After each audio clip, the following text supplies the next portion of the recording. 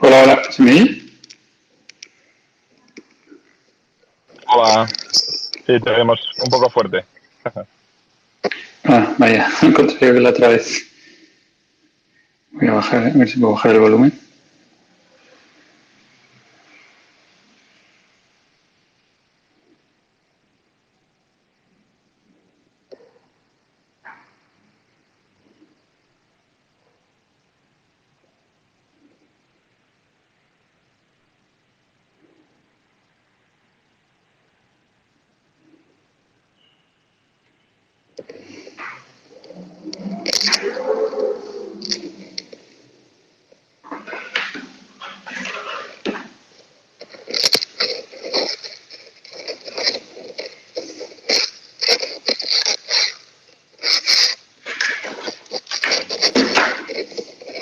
Check, check. Uno, dos, uno, dos. ¿Cómo van? Oye, Bingen, tienes un poco de audio de fondo. Parece que nos mutearon. Sí, Súper, gracias. ¿Cómo van todos? ¿Qué tal? todo bien, por suerte. Eso. Qué alegre. Bueno, ahí vamos esperando a que se nos vaya uniendo la gente. Correcto, correcto, correctísimo.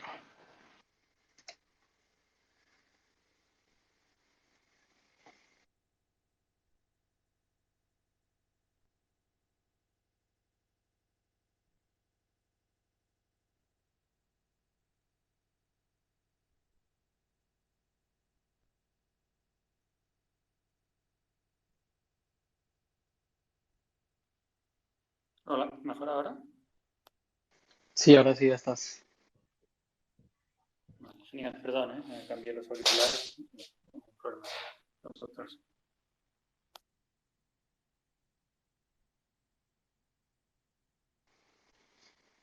Buenísimo, bueno. Pues esperamos tal vez un minuto más a ver cómo se nos va uniendo la gente. Eh, Sí, yo esperaría exactamente 2 minutos, Súper. solamente para ver si se suma alguien más, Marcus, y si no, después iniciamos. Súper, súper. Sí, démosle justo a las 5. Depende de dónde estés. Para mí son las 3, pero sí. Sí, o sea, bueno, me refería a los minutos, a los 5 minutos. Ah, ahí sí tenés razón. Y si estás en la India, creo que es el único lugar donde sean 35, pero sí. Sí hay algunos usos horarios que hacen de 30 a 30, es cierto.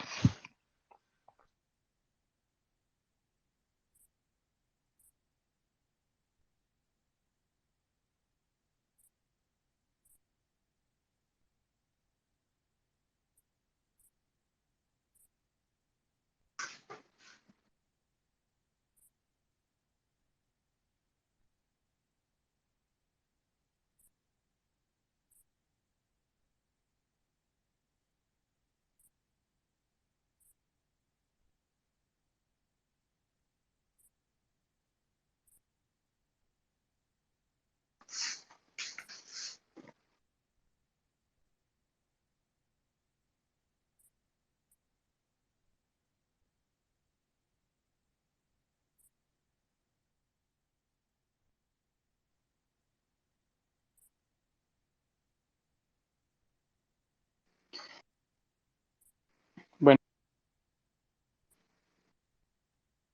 Yo creo que podemos empezar, Marcos.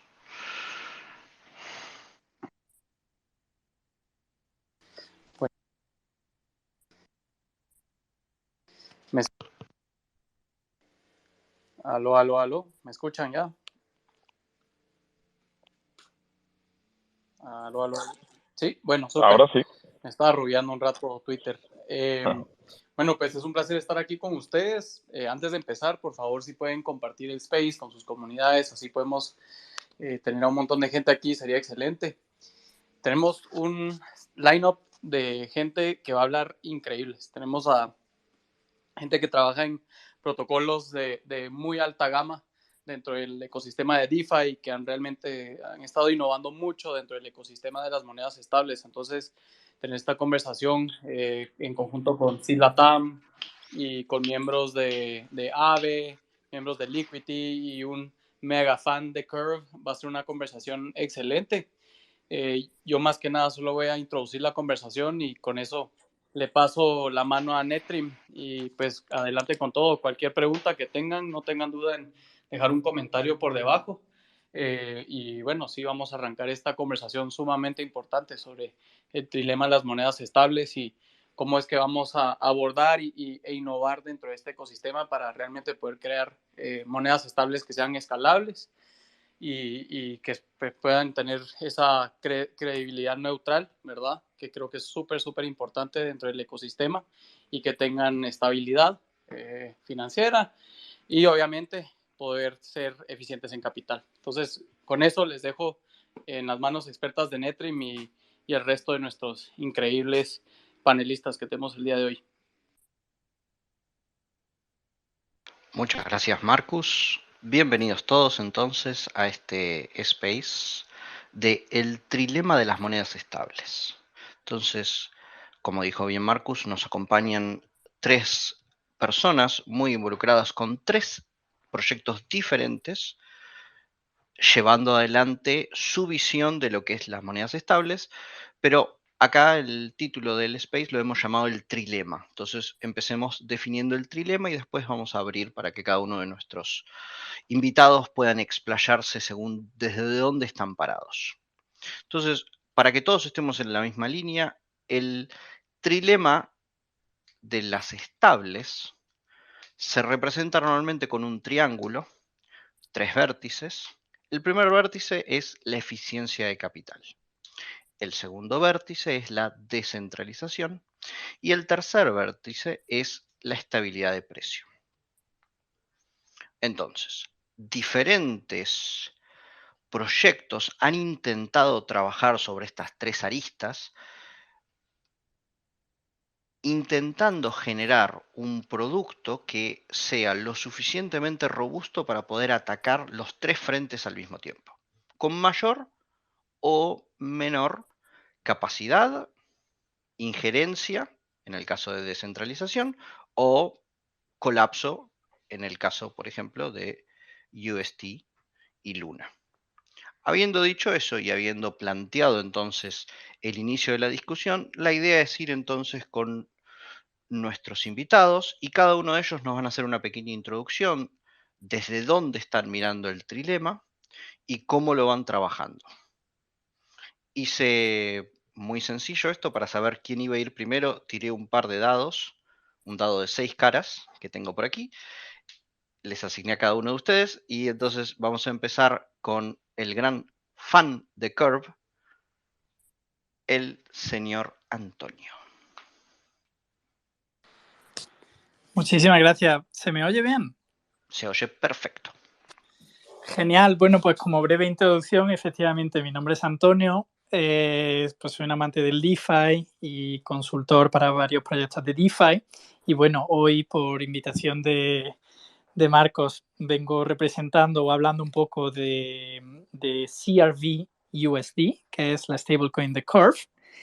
Y bueno, me pides que dé una pequeña introducción de en qué ángulo, desde qué punto de vista mira CRV USD el trilema de las stablecoin. Y CRV USD ha creado una moneda que si no es perfectamente, si no resuelve perfectamente el trilema, al menos es un muy buen intento, ¿no? Mencionando los 3 vértices de los que hablabas, pues Peg Stability, CRV USD es una moneda muy joven, apenas lleva un par de meses en el mercado, pero ha mantenido su Peg muy bien, raramente ha estado por debajo del 0,99. Es una moneda con mucha eficiencia de capital, puesto que no sigue el tradicional CDP, la tradicional sobrecolateralización que tienen la mayoría de monedas estables algorítmicas, y es descentralizada en el sentido que para mantener el PEG se requiere que arbitradores arbitren el precio de CRV-USD y el precio de los activos que se usan como colateral, y lo pueden hacer de manera descentralizada desde el exchange descentralizado que es Curve. Entonces, bueno, ya ahondaremos un poquito más en los distintos mecanismos de CRV USD, pero ya digo que es un muy buen intento de dar respuesta a ese trilema. Muchas gracias, Antonio, entonces, por la introducción. Pasemos, nuevamente tirando el dado imaginario, a el señor Bingen en representación de Liquidity. Hola, muy buenas a todos. Encantado de estar aquí de nuevo. Y especialmente con este tema tan interesante, ¿no? El tema de las stablecoins. Como muy bien has dicho al principio, creo que claro, lo primero es definir, ¿no? Es el trilema. Y bueno, yo creo que lo has definido muy bien, tal como se conoce habitualmente. Sin embargo, creo que el trilema en sí a veces es una simplificación, ¿no? del problema. Al final lo que queremos todos es una stablecoin perfecta, ¿no? Igual la stablecoin perfecta tiene más de 3 características. Entonces, sí, la descentralización está clara. Aunque me debería decir que en las que había hasta ahora la única, evidentemente, soy poco objetivo, pero la única realmente descentralizada, o la más descentralizada, porque ni siquiera somos nosotros 100% es el USD, nosotros tenemos la dependencia de Chainlink. Pero digamos, está claro que es algo que todo el mundo quiere. La estabilidad también, porque si no, no es una stablecoin. Sin embargo, también aquí podríamos empezar a matizar, porque no es lo mismo, claro, normalmente obviamente siempre hablo desde el prisma de Liquidity, ¿no? Pero la estabilidad por debajo, podríamos decir que es más importante, ¿no? Porque si la moneda entra en una espiral negativa de precio, como pasó con Terra Luna, pues se va todo al carajo, perdón por la expresión. Sin embargo, si el PEG se rompe por arriba, como es el caso de Liquidity, no últimamente, pero en el pasado, pues eso no parece tan grave, ¿no? Si tú, es problemático a nivel de UX, pero no se va a desmoronar. Entonces, bueno, obviamente no es lo mismo una cosa que la otra. Y entonces luego estaría el tema, la del tercer vértice, ¿no? Aquí es donde yo veo más controversia quizá o más dificultad en la definición, porque obviamente la eficiencia de capital es muy importante, pero claro, ¿a qué tipo de eficiencia nos referimos? Entonces, sí, claro, nuevamente en el ámbito que estamos ahora hablando, pues estamos pensando obviamente en DAI, no está aquí, pero es la madre de todas las decentralized stablecoin, y al que desde luego nosotros tenemos gran aprecio. Y entonces estaríamos por los 3 que estamos hoy aquí, ¿no? POW, CRV USD y Liquidity USD. Todos estos modelos se basan, y corregidme si me equivoco en alguno, pero bueno, se basan bastante en el modelo que llamamos CDP, o TROF, como le llamamos nosotros, ¿no? Depositas un criptoasset y contra ese criptoasset puedes mintear una moneda. Entonces, a partir de ahí, desde el momento que se sigue este modelo, hay un límite de escalabilidad. Y esa es una crítica que ya se le hizo a DAI. O sea, nosotros incluso antes de lanzar Liquidity ya éramos conscientes de esa limitación. Es una limitación inherente al modelo. O sea, si no hay demanda para ese tipo de producto, de CDP, pues eso depende, por ejemplo, si es bull market o bear market, ¿no? Cuando es bull market nadie quiere vender el ETH porque va a ir arriba, tal, moon. Entonces la gente está interesada en decir, pero si cuando la cosa empieza a ir hacia abajo, la gente quiere vender, pues igual no tiene tanto problema en vender el ETH y le da miedo además que si abre un CDP le van a liquidar. Eso es un ejemplo simple, pero evidentemente los mercados son muy complejos y puede haber muchos motivos por los cuales no hay suficiente demanda para ese tipo de producto llamado CDP, Vault, Trove o como lo queráis llamar. Y entonces este es el punto que, digamos, en Liquidity estamos intentando resolver con la versión 2, que bueno, hasta ahora le hemos llamado versión 2 pues porque no tiene nombre básicamente, pero que no es una versión 2 precisamente porque estamos cambiando el modelo y el nuevo producto que estamos diseñando no va a estar basado en CDPs o en borrowing como normalmente lo conocemos. Entonces, bueno, me he ido un poco por las ramas con la definición del trilema, pero para intentar contestar un poco la pregunta y resumir, la idea clave sería esta. En el nuevo producto que Liquidity va a lanzar, el modelo es completamente diferente y digamos, en lo que nos hemos focalizado es en esta parte de la escalabilidad en la cual no es necesario que exista un vault, un CDP, un Trove para mintear la moneda estable. Bueno, sí. Paro aquí porque si no, no quiero tampoco demasiado y iremos ahondando. Iremos hablando, correcto. Muchas gracias, Bingen, por la introducción. Y ahora tomamos el último que nos falta, el señor Miguel, en representación de Ave. Hola, ¿qué tal a todos? Soy Miguel Martínez.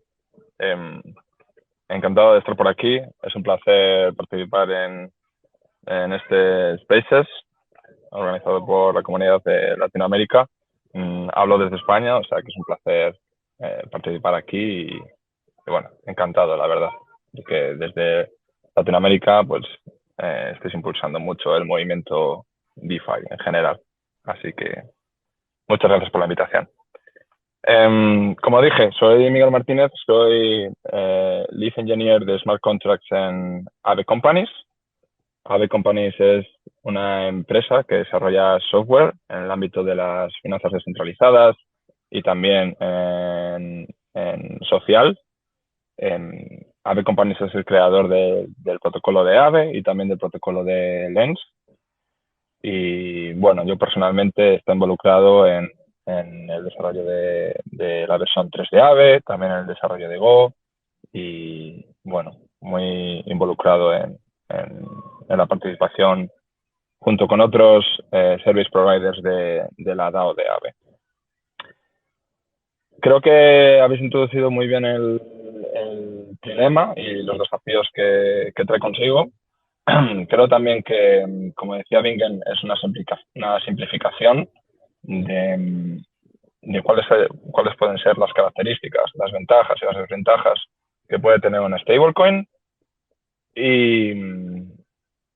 Y bueno, hablando un poco sobre Go. Go es una moneda estable nativa al protocolo de Aave, sobrecolateralizada y descentralizada. Go está totalmente gobernada por la Aave DAO, por lo que cualquier cambio en la moneda tiene que estar votada y se decide por la comunidad, por los Aave holders. Go no utiliza un sistema de CDP, sino que al ser la moneda estable, la moneda nativa del protocolo de Aave, hereda todas las funcionalidades y mecanismos del mismo protocolo, y eso significa que todos los activos que los usuarios pueden utilizar como colateral en el protocolo de Aave, lo pueden utilizar también para generar Go, para tomar prestado, que en realidad es generar Go. En este caso, la DAO de Aave ha decidido establecer un interés anual de 1,5% para el préstamo de Go, y esta tasa de interés puede ser cambiada si la DAO lo decide. El sistema de Go me parece que es un poco diferente a Liquidity o CRV-USD en el sentido de que es muy flexible y atiende a las decisiones de la DAO. Ahora mismo solo se puede generar Go a través del protocolo de Aave y bueno, también de otra entidad, que es el Flash Minter, que habilita hacer Flash Mints. No vamos a entrar en ese tema ahora, pero bueno, es también interesante desde el punto de vista de la estabilidad de precio y arbitraje. Pero lo que quería decir es que el diseño de Go es muy flexible porque delega la política monetaria de la moneda en entidades llamadas facilitadores. Son estas entidades las responsables de crear y quemar moneda Go, atendiendo a diferentes estrategias, diseños, mecanismos e implementaciones que tengan cada una de ellas. Ahora mismo, los únicos facilitadores que existen en Go son el protocolo de Aave, más en concreto el pool de Ethereum, la versión 3, y, como decía, el Flash Minter, que se utiliza para hacer Flash Mints o Flash Loans, depende de cómo se quieran llamar, de cantidad de Go. Y esto, bueno, es muy útil para arbitrajes y ese tipo de estrategias. Entonces,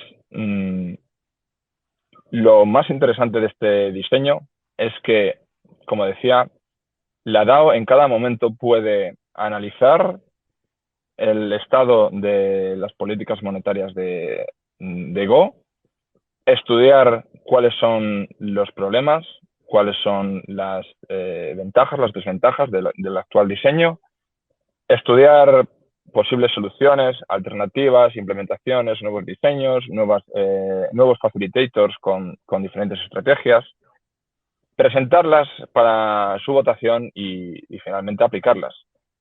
Por lo que Go se presenta como un ente viviente que puede cambiar, de forma que puede cambiar su política monetaria a lo largo del tiempo y por lo tanto, pues se considera muy resiliente y muy flexible desde ese punto de vista.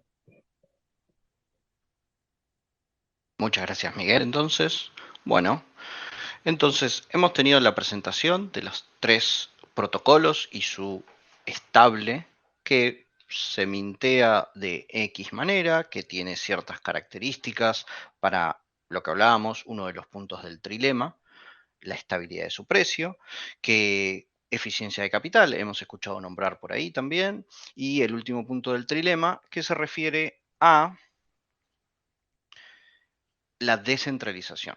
Más que nada ahí hemos escuchado de los 3 específicamente hablando de descentralizado, quién puede controlar, quién hace, quién puede deshacer, quién tiene control de alguna manera sobre la moneda o sus propiedades. Habiendo dicho eso, entonces, un punto muy importante que todos debemos tener en cuenta es que el trilema es una generalización, como bien se ha planteado, que permite visualmente a través de un triángulo pensar en 3 aristas que se referirían a lo que llamamos una moneda estable on-chain. ¿No es el único? No es el único para nada. Hay otras maneras de pensar el trilema. Ha habido otras discusiones sobre si yo debería estar mirando descentralización o debería estar mirando qué tipo de incentivo tengo por el hecho de mantener esa moneda en mi haber, en mi wallet. Por ejemplo, si los incentivos son bajos y solamente sirven para cuando uno tiene que mintear la moneda, entonces no hay un verdadero incentivo, por ejemplo, para la compra de esa moneda directamente en el open market. ¿Es otra manera de pensarlo? Sí, absolutamente, es otra manera de pensarlo, pero en algún momento debemos decir hasta aquí llego y entonces este space y las discusiones que tendremos hoy se refieren a el trilema que hemos definido al inicio de la llamada, que es eficiencia de capital, descentralización y estabilidad de precio. Entonces, ahora es el punto donde a mí siempre me gusta tomar una pequeña pausa. Si alguien tiene alguna duda, está bueno, pida por favor abrir el micrófono, lo traemos al stage para hacer alguna consulta, pero si no, por ejemplo, hay un punto muy interesante que tiene que ver, que es los 3 protocolos que hemos hablado, Curve, Aave, Liquidity, es decir, CRV-USD, Go, LUSD, los 3 están sobre Ethereum. Entonces, una de las cosas que a mí siempre me gusta es, ¿por qué Ethereum? ¿por qué Ethereum y no pensar más hacia adelante? Obviamente hay restricciones técnicas que hacen que sea Ethereum, pero ¿por qué una estable on-chain? Aquí es abierto obviamente a todos nuestros participantes. El que quiera, por favor, tomar la palabra.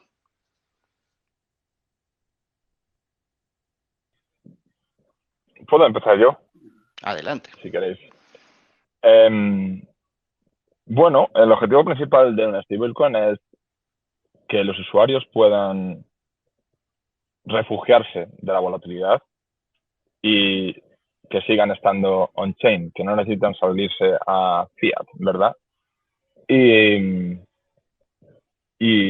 bueno, ¿por qué Ethereum? Pues porque es la red considerada como el settlement layer, ¿no? En este caso, el protocolo de Aave y la Aave DAO siempre ha considerado Ethereum como la red más segura y en la que quieren estar. Y en el caso de Go, pues ha sido lógico lanzar también la stablecoin en esta misma red.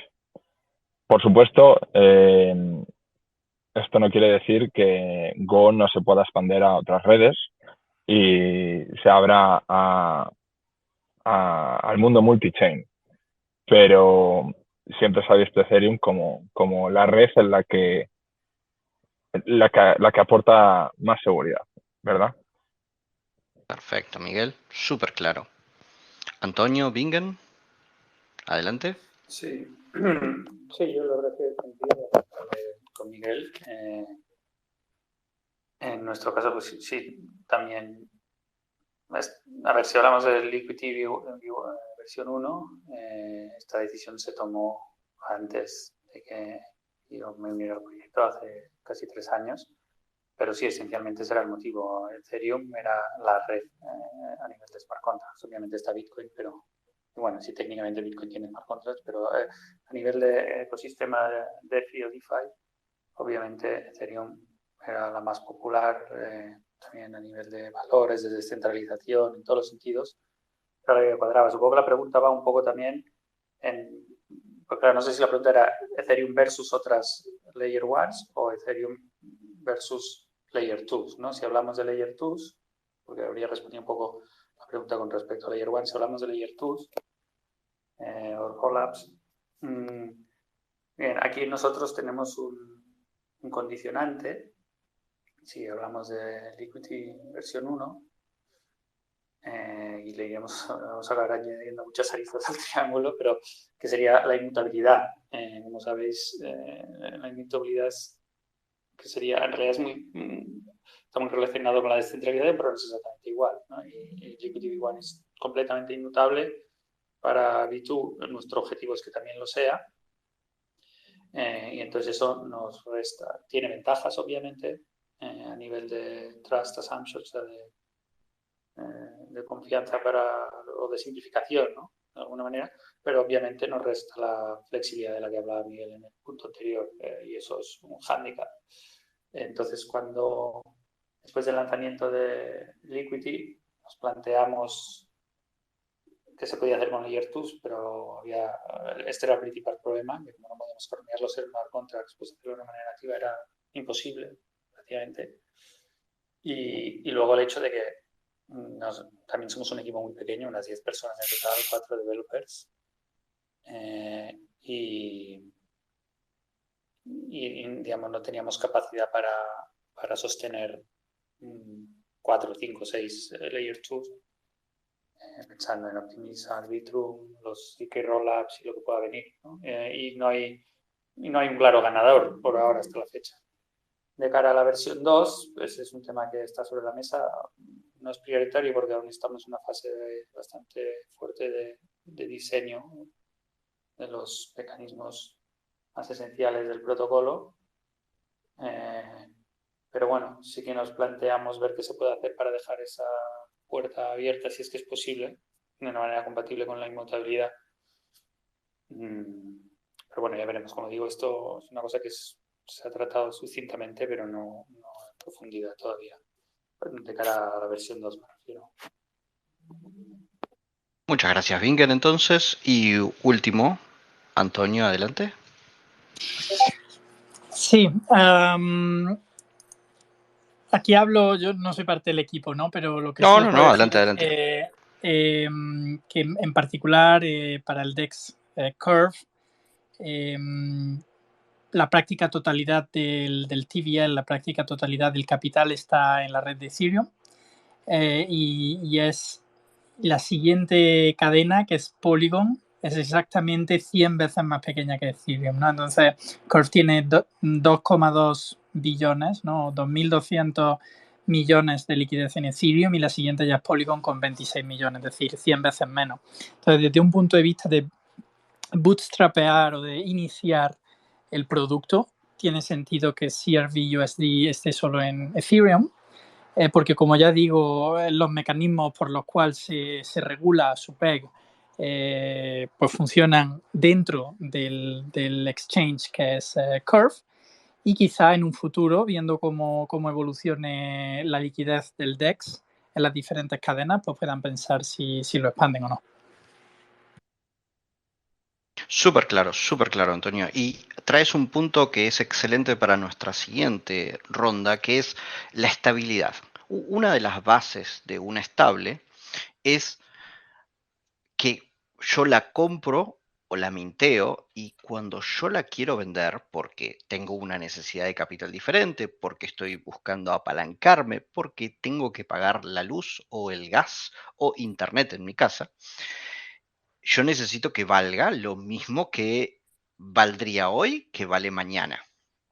Para aquellos de nosotros que vivimos en países con alta inflación, la realidad es que eso es un detalle no menor, obviamente, en nuestras discusiones internas y cotidianas.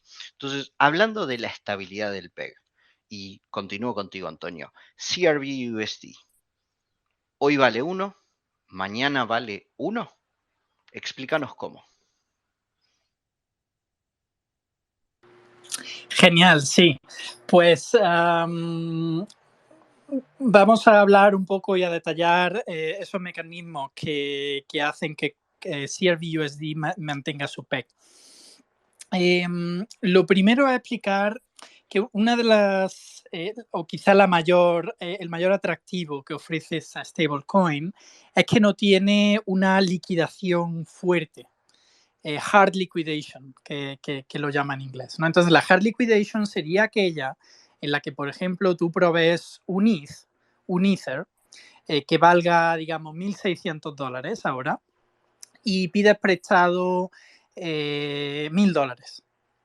Y cuando ese ETH baja, digamos, a 1.200 o baja a un determinado límite, y tú no has sido capaz de proveer más colateral, lo que normalmente va a hacer ese protocolo de DeFi es que te va a liquidar por completo, va a coger todo ese ETH que tú habías depositado como colateral, lo va a vender o se va a vender, algún liquidador va a proveer liquidez y se va a quedar con el colateral y se aplica una penalty, un castigo, digamos, que normalmente suele estar en torno al 5 o al 10%. Y esto obviamente es el mayor riesgo que se corre cuando se mintea una stablecoin que hay que sobrecolateralizar. Y lo que CRV-USD ha hecho es crear un mecanismo de liquidación suave, por así decirlo. Entonces, tiene un algoritmo que ellos llaman LLAMA, que significa Lending Liquidating AMM Algorithm, en español el algoritmo macheador que presta y liquida, por así decirlo, y lo que permite al final es que según va cambiando el precio del colateral, se puede liquidar de manera suave una pequeña parte del colateral, pero que si el precio vuelve a estar por encima de la situación antes de la liquidación, al final, por un mecanismo arbitrador, incentivando dentro del propio DEX que haya un mecanismo arbitrador, no va a tener mayor consecuencia para el usuario. Entonces, este es el principal atractivo que trae CRV-USD y tiene además dos mecanismos de defensa del PEG, ¿no? Uno le llaman el PEG Keeper, o el mantenedor de PEG, por así decirlo, y es muy similar al sistema que utiliza Frax para mantener su PEG. La manera en la que funciona es que va a imprimir CRV-USD cuando el precio vale más de 1 y que va a quemar parte del CRV-USD que se ha impreso y que no está colateralizado cuando el PEG está por debajo de 1. Entonces, digamos que es una impresora de dinero regulable, regulable, por supuesto, en función a algoritmos y no a lo que diga alguien de manera centralizada, ¿no? Entonces, es el PEG Keeper, que es el primer mecanismo de defensa del PEG, y el segundo es la política monetaria. Le llaman así, y de lo que se encarga es de cambiar las tasas de interés según donde esté el PEG. Entonces, si CRV-USD está valiendo más que 1, la tasa de interés crece y con eso incentiviza a los usuarios a que repaguen su préstamo.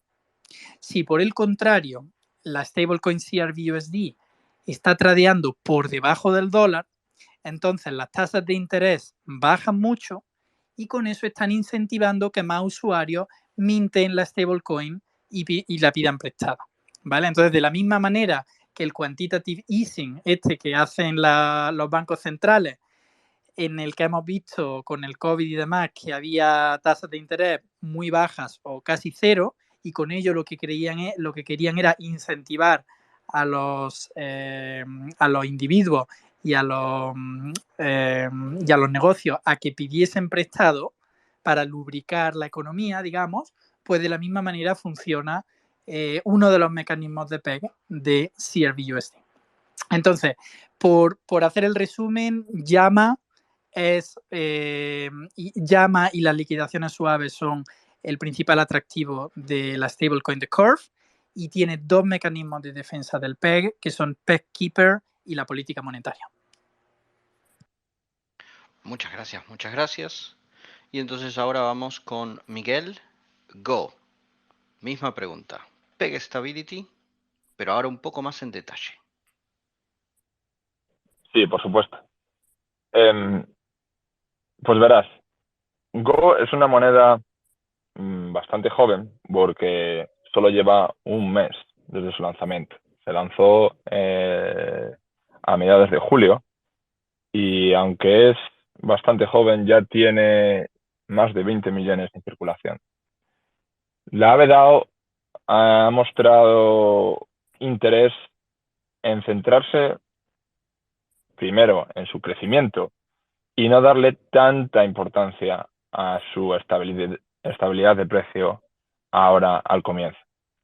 Por supuesto, nos está hablando de descartar totalmente la estabilidad de su precio, pero, como digo, no darle la mayor de la importancia a la estabilidad, porque, como digo, es muy joven y es importante primero que la moneda crezca para que se pueda centrar luego en ese aspecto. ¿Qué mecanismos tiene Go para estabilizar el precio? Como ya decía, el único facilitador de Go en estos momentos es Aave, y por lo tanto hereda todos los mecanismos y toda la lógica de este mismo protocolo. Por lo tanto, hereda los mecanismos de liquidación, de colateralización y de toma de préstamo. Y el principal mecanismo estabilizador podríamos decir que es la tasa de interés. Y funciona de una manera muy parecida a como ha explicado Antonio con la política monetaria de CRV-USD. En el caso de Aave, es la DAO quien decide de manera conjunta cuál es la tasa de interés que debe tener Go. En este caso, se decidió un 1,5% anual por la misma razón que he comentado anteriormente, para impulsar el crecimiento de Go y ser la tasa de interés más baja del ecosistema. Y como ya decía, funciona de la misma manera que CRV USD. Es decir, depende del arbitraje que se pueda dar en el ecosistema.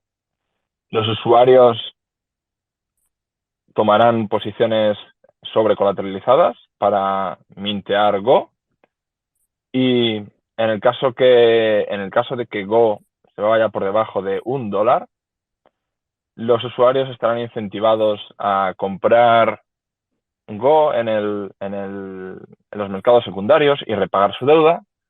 Y en el caso de que Go vaya por encima del dólar, los usuarios estarán incentivados a crear más Go y venderlo en el mercado secundario y así pues ganar ese spread.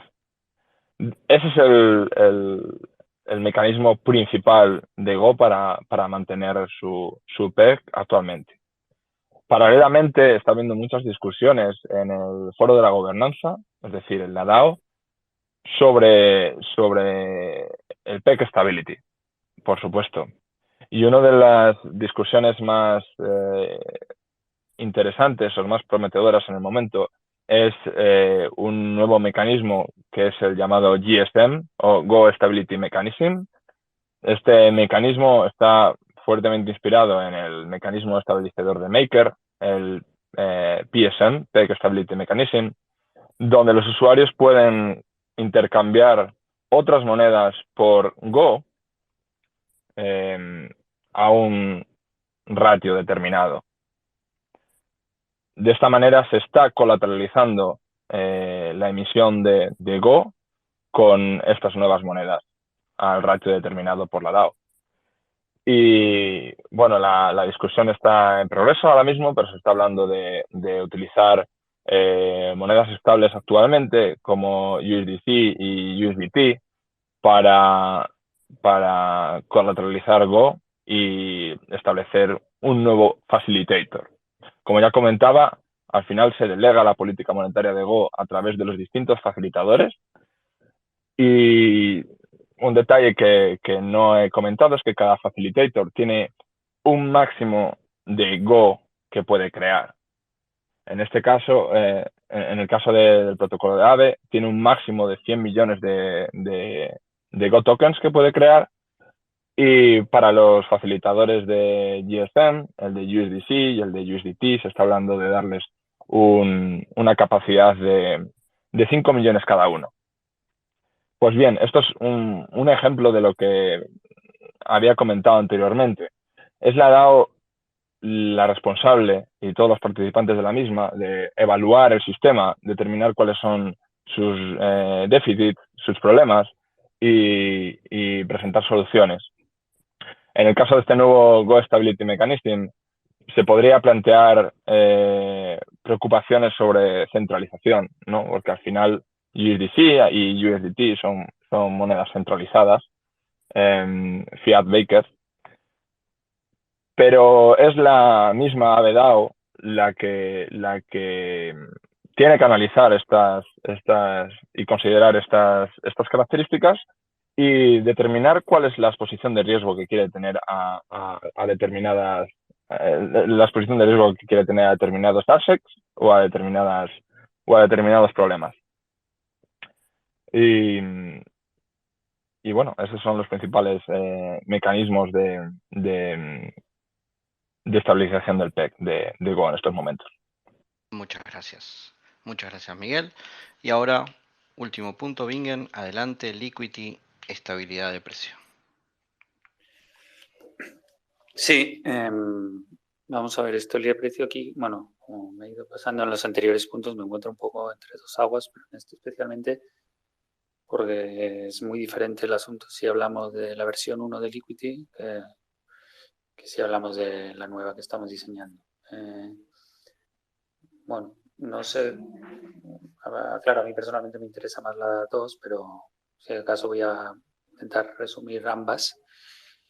Y en cualquier caso, eso es un tema socialmente importante porque es uno de los puntos débiles o que nos ha dado más problemas en Liquidity V1.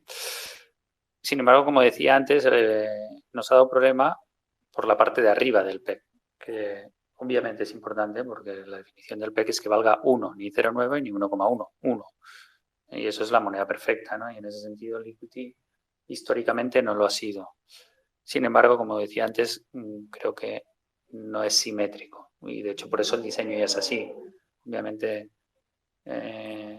antes ponías el ejemplo y sobre todo en la comunidad LATAM creo que esto se entiende muy bien, ¿no? Porque ha sido el problema con las monedas fiat en muchos países, que es la devaluación de la moneda. Entonces, yo supongo que si la gente tuviese peso, si al año siguiente valiesen un 10% más, eso igual no sería tan importante. En cambio, si el peso se devalúa, eso es un gran problema.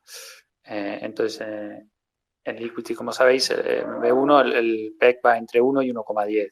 La parte de arriba es muy sencilla, es porque el ratio entre collateral y stablecoin es 10%, entonces si valiese más, sencillamente te saldría a cuenta abrir una nueva draw que te la liquiden, pero perderías 10 y ganarías 11, suponiendo que la moneda estuviese a 1,11, por ejemplo.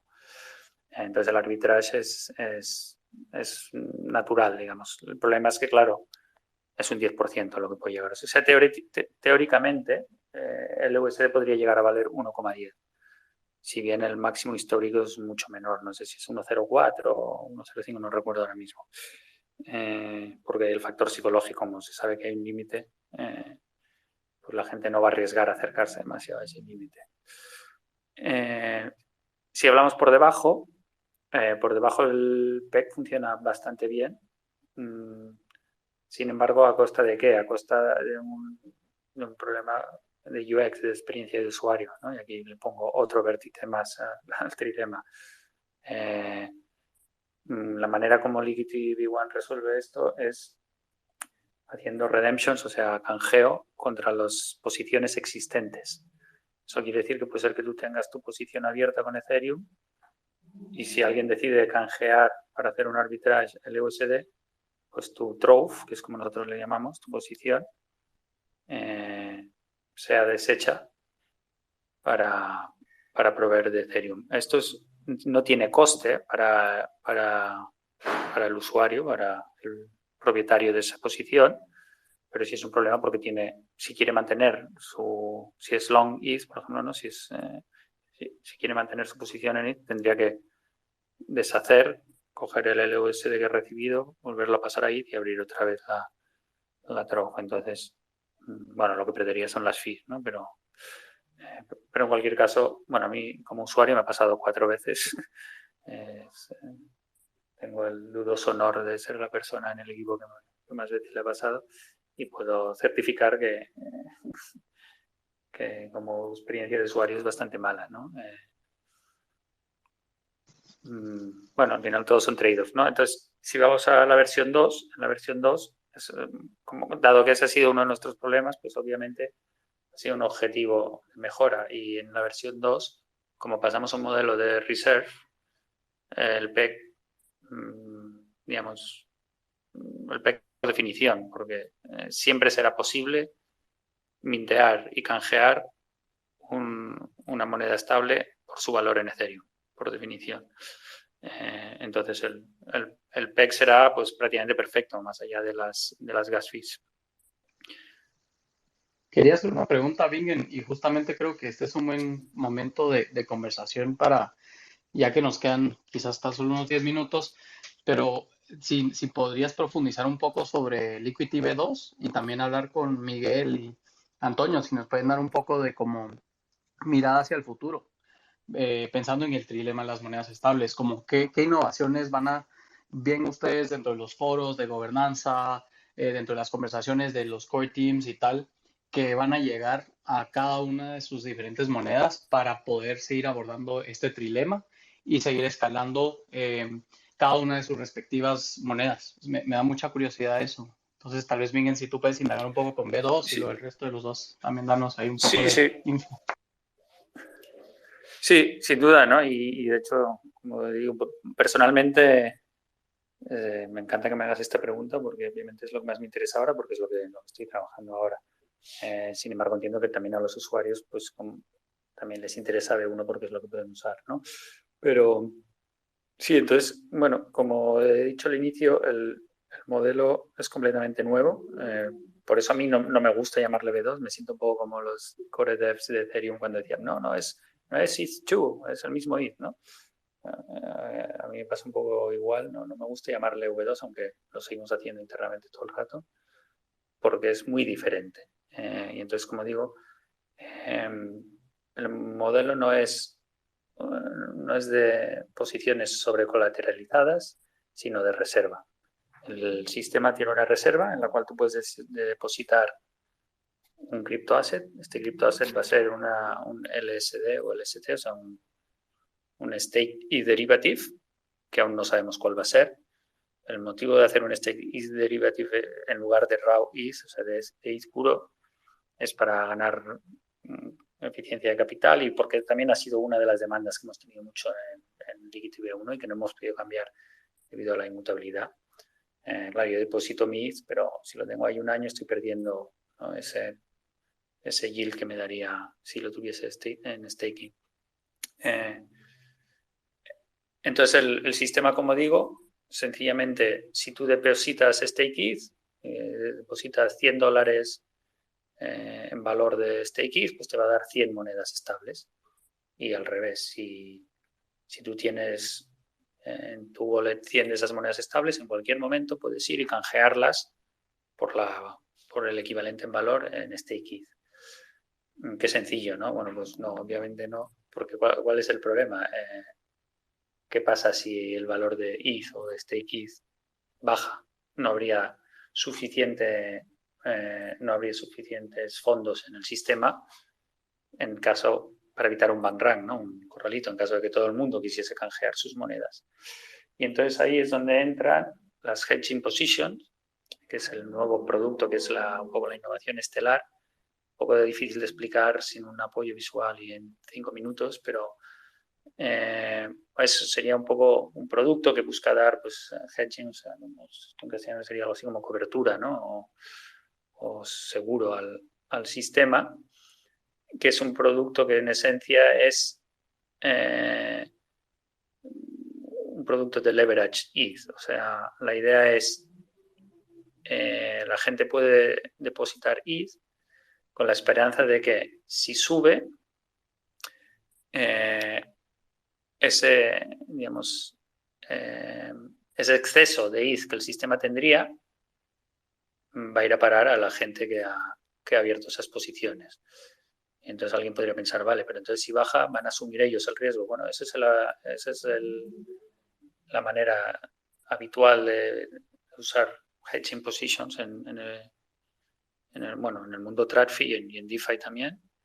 Sin embargo, aquí tenemos otra de las innovaciones y es que estas hedging positions van a estar aseguradas de manera que la pérdida máxima posible está limitada a una especie de fee, premium le llamamos nosotros, que se paga al entrar en el sistema y se paga precisamente a cambio de ese seguro. Al final funciona bastante como un seguro, pues como el seguro de la casa, del coche, no todo el mundo paga y el que pierde se usan los fondos de seguro para compensarle la pérdida. Esa es un poco la idea, muy, muy a grandes rasgos. Lo que, como obviamente digo, es difícil de explicar en detalle aquí, lo que sí os animaría es a que entréis en nuestro Discord, hay un canal para V2, para V2. Y nuestra idea es progresivamente, ahora es un poco incipiente aún, pero es ir haciendo un poco un open development también, o sea, irlo abriendo a la comunidad. Y bueno, os invito a que entréis, como digo, al Discord y os pongáis al día, preguntéis e incluso os sugiráis, ¿por qué no?, mejoras. Buenísimo, gracias. Miguel, quizás tú nos puedes dar un poco de insights a lo que está pasando en el futuro. Nos mencionaste el GSM, el Go Stability Module, pero ¿qué más ves dentro del futuro de Go que se podría venir? Sí, claro. Si me permites, voy a hacer un poco de recap sobre cuál es el estado actual. Ahora mismo lo que hay son dos facilitadores, uno para hacer flash mints y el otro es el Aave Protocol. Ahora mismo Go solo se puede tomar prestado utilizando posiciones colateralizadas, es decir, utilizando todo el portfolio de los usuarios y los activos que están utilizando como colateral en el sistema. Y están utilizando los activos que Aave soporta y todos los parámetros de riesgo estándar que tiene Aave en estos momentos. Aave, que ha sido un protocolo pionero en minimación de riesgo y eficiencia de capital, aparte de, ha estado siempre investigando sobre cómo maximizar el uso del capital. Y en el protocolo de Aave existen los términos de LTV y ELT, el Loan to Value y el Liquidation Threshold, que hacen referencia al factor de colateralización que tiene que haber en el sistema. Este factor de colateralización indica cuánto valor puede un usuario tomar prestado utilizando como colateral un determinado activo. Entonces, cuando la naturaleza del activo que se toma prestado y el activo que se utiliza como colateral es distinto, es muy difícil mantener ese grado de colateralización, porque, como os podéis imaginar, puede haber volatilidad.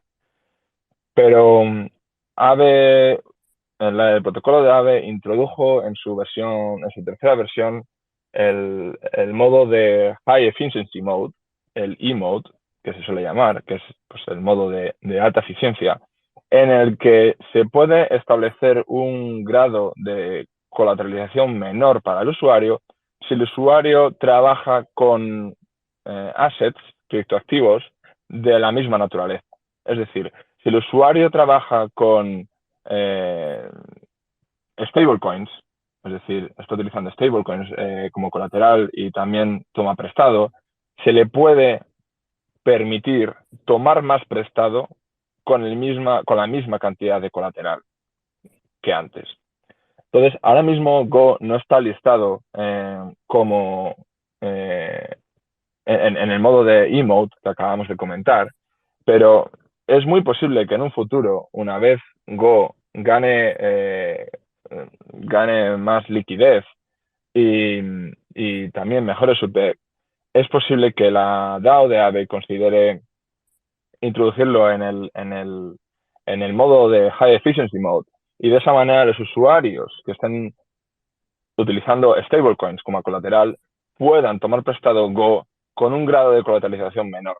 Y eso pues va a ayudar a la eficiencia de capital, que es muy importante también en este aspecto.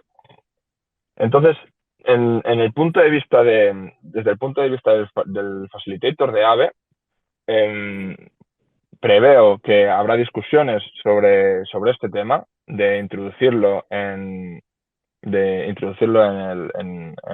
E-Mode de las stablecoins. Y aparte del facilitator de Aave, también está el facilitator de GSN, que sobre todo se centra en lo que habíamos comentado de el peg stability. Me he dejado muchas innovaciones en el tintero que hay dentro de este GSN, porque aparte de las funcionalidades de intercambio con otros activos del ecosistema, pues tiene algunos mecanismos bastante interesantes, como poner en pausa el intercambio si el precio de la moneda contra la que se intercambia está fuera de unos determinados rangos, o, por ejemplo, la tokenización de los activos que se utilizan para el intercambio, y hay algunas innovaciones más bastante interesantes que habría que señalar. Tanto el GSN como el Aave Facilitator también defienden el peg stability. Y luego, aparte de estos dos facilitadores, cabe destacar que la DAO está trabajando y haciendo constantemente lluvia de ideas y análisis sobre nuevos facilitadores que no tienen por qué estar ligadas estrechamente con el protocolo de Aave, sino que pueden ser integraciones con otros protocolos. Y de hecho, cuando se iniciaron las discusiones sobre Go, muchos de los protocolos del ecosistema alzaron su voz para decantarse por crear un facilitator con el diseño y las implementaciones y los mecanismos propios de esos protocolos. Entonces, también preveo que en un futuro se pueden dar ese tipo de facilitators, es decir, integraciones con otros protocolos. Aparte de ello, ahora mismo Go es nativo a Ethereum y se tendrá que extender a otras redes. Y va a ser también muy interesante cuál es la estrategia multi-chain de Go para extenderse a otras redes, obviamente manteniendo los más altos estándares de seguridad y también proveyendo la mejor UX para los usuarios, que también es muy importante. Así que, bueno, la verdad que preveo un futuro muy prometedor para Go, porque su diseño es muy flexible y todas las y detrás de su diseño y de su implementación y de sus mecanismos y de sus políticas monetarias está la DAO de Aave, y es que allí hay unas hay unas mentes muy brillantes que trabajan muy duro para estar al frente de innovaciones y con altos estándares de calidad y también de seguridad, y la verdad que muy apasionante todo lo que se está discutiendo allí en estos momentos. Así que, bueno, aconsejo que echen un vistazo tanto a los recursos de cómo funciona Go, cómo funciona Aave también, si no lo conocen aún, y sobre todo que tengan el ojo puesto en el foro de la gobernanza de Aave, porque se crean unas sinergias allí muy, muy, muy interesantes y prometedoras. Súper, súper. Bueno, reconozco que ya nos pasamos un poco el tiempo, pero si está bien, eh, Antonio, no sé si tú tendrás un poco de insight sobre el futuro de Curve USD, que has estado viendo sobre el horizonte de lo que se viene para el protocolo y qué podemos esperar ver dentro del ecosistema de Curve. Sí, por supuesto. De manera breve, pues como comentaba antes, CRV-USD es una moneda muy joven, apenas se lanzó hace un par de meses. Y a decir verdad ha sido muy, muy exitosa por ahora, hasta el punto que, bueno, pues se ha puesto para cada tipo de colateral. Por ejemplo, puedes colateralizar esta stablecoin usando ETH o usando STETH de Lido, usando WBTC, ¿no? Wrapped BTC, also TBTC, que es una versión más descentralizada de Bitcoin. Y entonces estas caps han tenido que ser incrementadas de manera bastante ágil porque los caps se estaba llegando al cap en cuestión de días o semanas, ¿de acuerdo? Entonces, a corto plazo lo que le queda a CRV-USD es seguir creciendo en términos de capitalización. Esto va a ser muy positivo y muy simbiótico para Curve, que como DEX no está pasando por su mejor momento, como probablemente ya sabemos, debido a ese pequeño bug que acabó afectando bastantes pools y que por tanto pues, ha generado, y como todo en cripto es muy reflexivo, ha generado también una caída en valor del token de gobernanza, CRV. Y entonces, pues lo que preveo a corto plazo es que siga creándose mayor capitalización para la stablecoin y que vayan añadiendo más colaterales, por ejemplo, diferentes sabores de tokens de staking líquido. Recientemente han añadido a Fraxeth, Stake Fraxeth, y podemos imaginarnos que vendrán otros como por ejemplo Rocket Pool ETH, ¿verdad?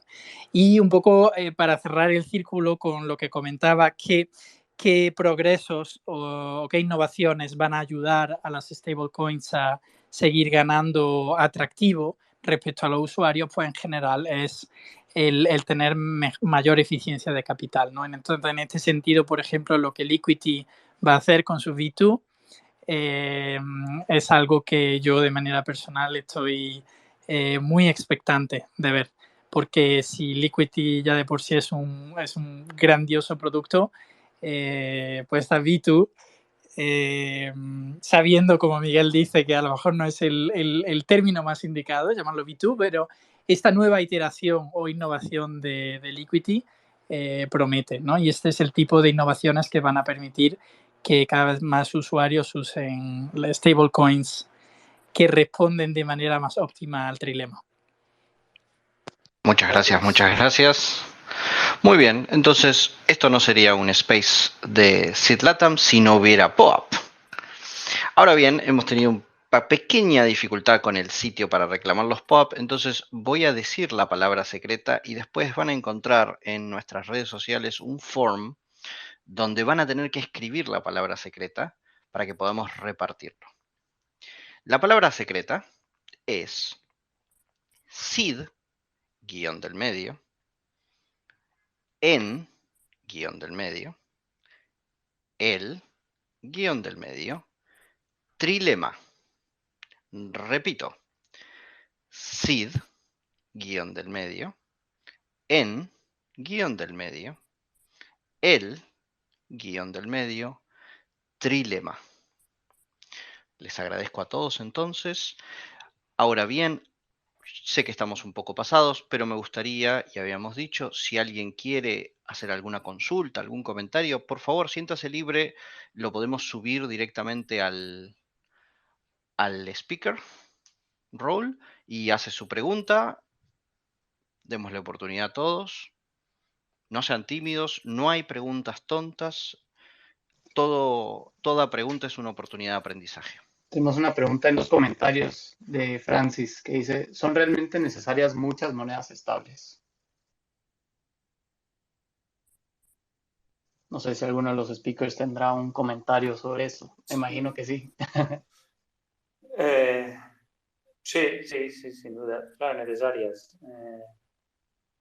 Bueno, claro, necesarias es algo un poco relativo, ¿no? Yo creo que si no es necesario, por lo menos es sano. Por un lado, bueno, mencionaba Antonio sobre la innovación, ¿no? Que hemos visto. Él hablaba bien de la nuestra, le agradezco, pero también los nuevos productos de Aave y de Curve son geniales, también lo que han aportado desde la idea original de Maker, como todos hemos ido poniendo nuestro granito de arena. Y eso es un poco, forma parte del ethos de este mundo descentralizado en el que estamos. O sea, se descentraliza a todos los niveles. Entonces, sí, a mí en ese sentido me parece positivo. Insisto, por la parte técnica, porque permite generar muchas nuevas ideas y mejorar de forma rápida. Y también a nivel práctico, pues porque es otra manera de descentralizar, ¿no? Si una falla, claro, imagínate si solo tuviésemos DAI y el día de mañana se descubre un bug. ¿Qué pasa, no? Se hunde todo.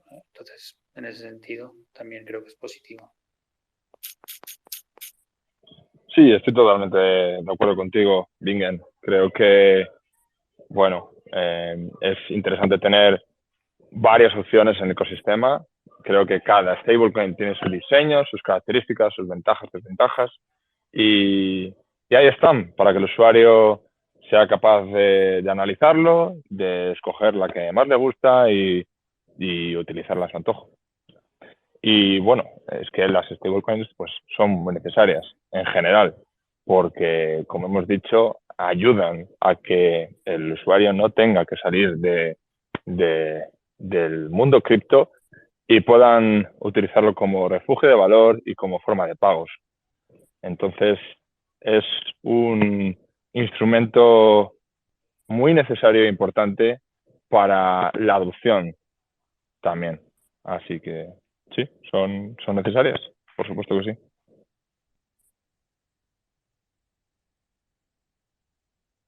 Muchas gracias, muchas gracias.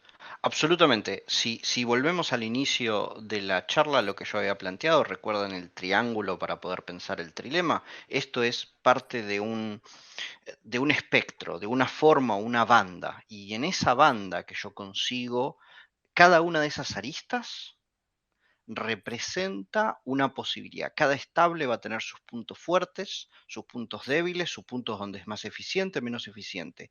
En esa unión es donde cada una lleva a un punto de cada usuario. ¿Qué tipo de riesgo estoy dispuesto a asumir? ¿Cuál es mi revisión de lo que me es subjetivamente más importante? Tenemos dos preguntas, entonces voy a empezar en orden alfabético como me lo está mostrando aquí el Space. Así que Sinja, adelante, desmuteate. ¿Cuál es tu pregunta? Hola, buenas tardes, Andrín. Muchas gracias por el espacio. Quería preguntar, disculpen si es media futurología la pregunta, las stablecoins, por así decirlo, de protocolos nativos cripto versus las futuras CBDC y el CCIP de Chainlink. Si algunas iban a usar el CCIP de Chainlink o cómo veían congeniadas o una convivencia entre una futura CBDC de los gobiernos, como dicen que va a venir. O sea, se ven que se puede respaldar una CBDC como hoy en día tiene Ethereum, Liquidity con Ethereum.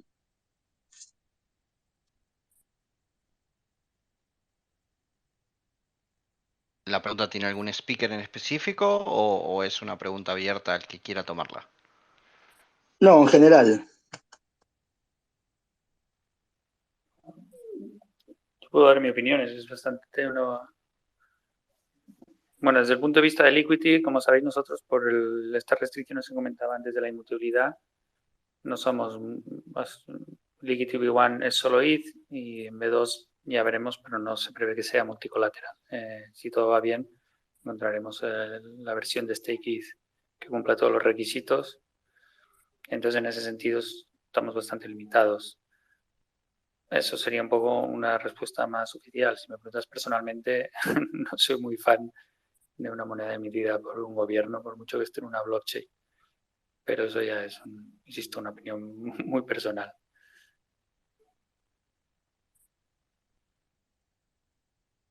Súper válido, súper válido. Creo que todos en mayor o menor medida tenemos esta idea. Las centralizadas y USDC pueden ser geniales para adopción, pero cada uno de nosotros en nuestros niveles de riesgo podemos pensar o ver que hay obviamente trade-offs de esa centralización, el blacklist, un clawback, simplemente el hecho de que no es realmente tuyo el asset si alguien más tiene control en última instancia. Muy bien, y ahora veo a susito.ith, por favor, adelante. ¿Cuál es tu pregunta? Gracias. La pregunta es si podrían repetir, por favor, deletrear la palabra secreta para validar el POAP. Gracias. Totalmente, absolutamente, absolutamente.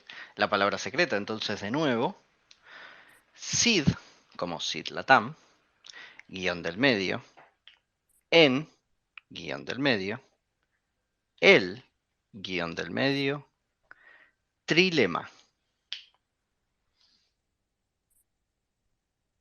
Repito nuevamente, SID, guión del medio, en, guión del medio, el, guión del medio, trilema. Muy bien, habiendo esa parte, no sé si tenemos más preguntas, pero estamos un poco pasados, así que les pido disculpas, por favor. Siempre me pueden encontrar y a todos nosotros, obviamente, en el nuevo X Space, ya no Twitter. Pero Marcus, por favor, adelante. Bueno, pues más que nada solo quería darle las gracias a todos y todas por estar aquí. Realmente este fue un lineup increíble. Teníamos a Bingen de Liquidity Protocol, Miguel de Aave Companies y Antonio, que no trabaja en Curve, pero es un fanático de Curve. Entonces, súper agradecido también por él, por unirse al Space bueno, sí, o sea, contestando desde mi perspectiva la pregunta de Francis, que si es que necesitamos tantas monedas estables definitivamente, ¿verdad? Y creo que Y justamente la pregunta sobre las CBDCs, y eso es lo que me apasiona más que nada el tema descentralizado de estas monedas, ¿verdad? Y eso es como que creo que uno de los temas súper importantes que deberíamos de seguir innovando. Y pues nada, agradecerles a Aave, a Curvy, a Liquidity por todo el trabajo y esfuerzo que hacen, la comunidad de Seed Latam también por el espacio y la comunidad por llegar aquí a hacer sus preguntas increíbles, a Netrim por ser un gran anfitrión del Space. Y nada, Latinoamérica tiene todo el potencial para seguir dándole y seguir adoptando estas monedas estables. Y pues gracias de nuevo. Cualquier otra cosa, estamos en contacto. Y un gran abrazo. Se cuidan. Chao, chao. Muchas gracias a todos entonces por habernos acompañado. Gracias Miguel, Antonio, Bingen, Marcus en el tiempo. Gracias a la audiencia. Sigamos construyendo. Gracias, chao. Un placer, un saludo.